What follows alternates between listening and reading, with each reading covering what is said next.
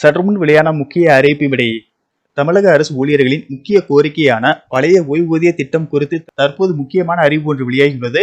இதை பத்தி விரிவாக நம்ம வீடியோல பாக்குறோம். வீடியோவை ஸ்கிப் பண்ணாம பாருங்க. வீடியோக்குள்ள போறதுக்கு முன்னாடி இந்த வீடியோக்கு ஒரு லைக் பட்டனை பிரஸ் பண்ணிக்கோங்க.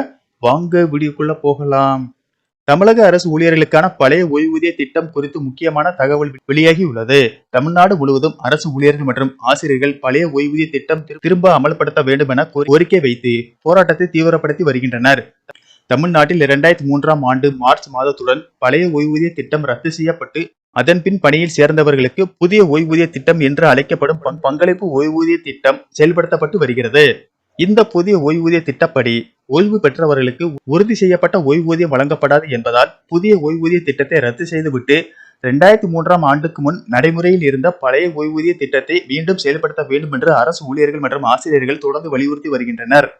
2021ஆம் ஆண்டு சட்டப்பேரவை தேர்தலில் வெற்றி பெற்று ஆட்சி அமைத்தால் அரசு ஊழியர்கள் மற்றும் ஆசிரியர்களுக்கு பழைய ஓய்வூதிய திட்டம் செயல்படுத்தப்படும் என்று திமுக தேர்தல் அறிக்கையில் வாக்குறுதி அளிக்கப்பட்டிருந்தது.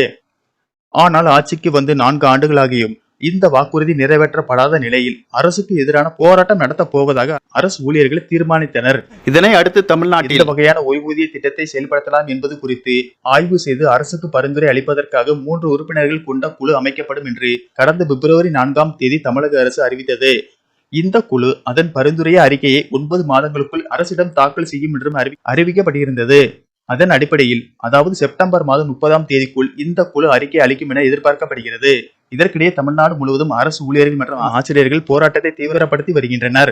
நாளுக்கு நாள் அரசு ஊழியர்களின் போராட்டம் தீவிரமாகி வரும் நிலையில் செப்டம்பர் மாதத்திற்கு பிறகு பழைய ஓய்வூதிய திட்டம் குறித்து முடிவு எடுக்கப்படும் என அறிவிக்கப்பட்ட நிலையில் முன்னதாகவே அதாவது ஆகஸ்ட் மாதத்திலேயே பழைய ஓய்வூதியம் திட்டம் தொடர்பான அறிவிப்பு வெளியாகலாம் என்று தலைமை செயலக வட்டாரத்தினர் கூறுகின்றனர். 2026 சட்டமன்ற தேர்தலுக்கு முன் பழைய ஓய்வூதிய திட்டம் அமல்படுத்தப்படும் என்று தகவல்கள் தெரிவிக்கின்றன.